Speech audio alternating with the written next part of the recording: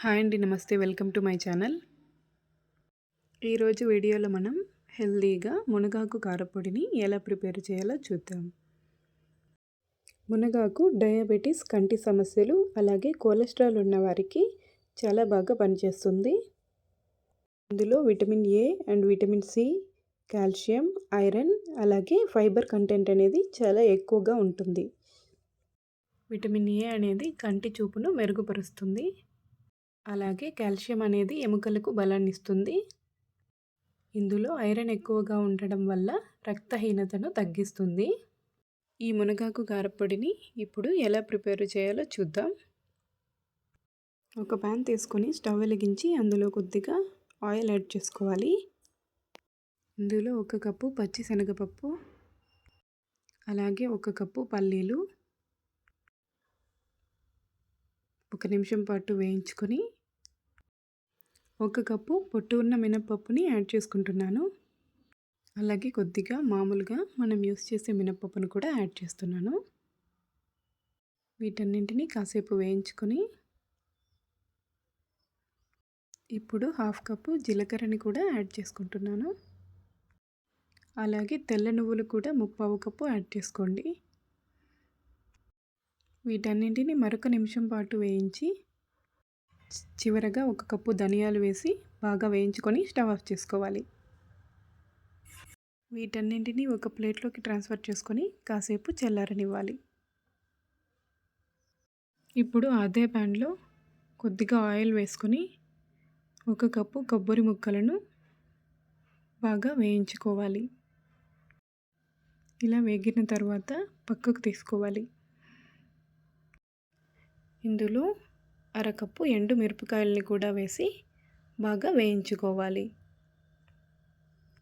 వీటన్నింటినీ కూడా సన్నని మంట మీదే వేయించుకోవాలండి. చూసారు కదా, మిరపకాయలు కూడా చక్కగా వేగిపోయాయి. చివరగా వెల్లుల్లిపాయల్ని వేసి కాసేపు వేగనివ్వాలి. ఈ విధంగా దోరగా వేయించుకోవాలి. నెక్స్ట్ మనం మరొక ప్యాన్ తీసుకొని 1/2 కప్పు కరివేపాకు, అదే కప్పుతో 3 కప్పుల మునగాకుని తీసుకుంటున్నాను.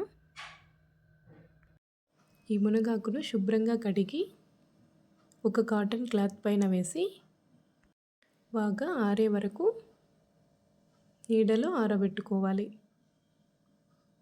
ఈ ఆకులను సన్నని మంట పైన ఒక 2-3 నిమిషాలు వేయించుకుంటే సరిపోతుంది. ఇప్పుడు స్టవ్ ఆఫ్ చేసుకొని పక్కన పెట్టుకోవాలి. ఇప్పుడు మనం పొడిని ప్రిపేర్ చేద్దాం.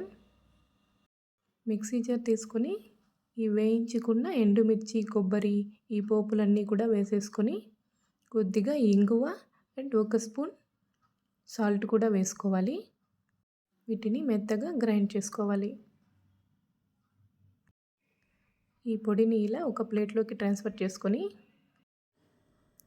ఇలా కొద్ది కొద్దిగా వేయించుకున్న పొడిని అలాగే మునగాకులను కూడా యాడ్ చేసుకొని మెత్తగా పొడి చేసుకోవాలి.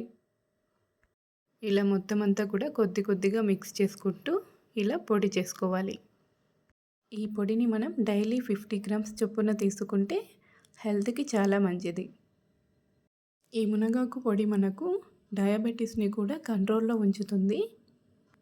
అలాగే కొలెస్ట్రాల్ను తగ్గించడానికి ఉపయోగపడుతుంది. ఇలా చివరగా వెల్లుల్లిపాయల్ని యాడ్ చేసుకొని ఒకసారి బ్లెండ్ చేసుకోవాలి. మునగాకు మనకు రక్తనాళాలను హెల్తీగా ఉంచుతుంది. అలాగే రక్తాన్ని కూడా శుద్ధి చేస్తుంది. ఇందులో ఫైబర్ కంటెంట్ ఎక్కువగా ఉండడం వల్ల జీర్ణ సమస్యలు రాకుండా కాపాడుతుంది.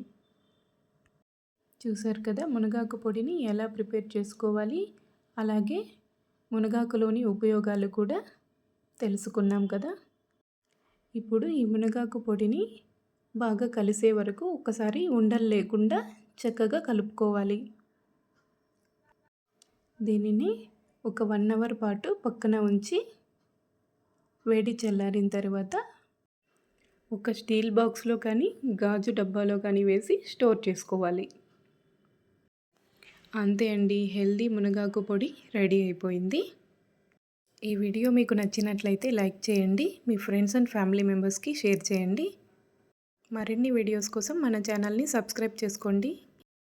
Thank you for watching.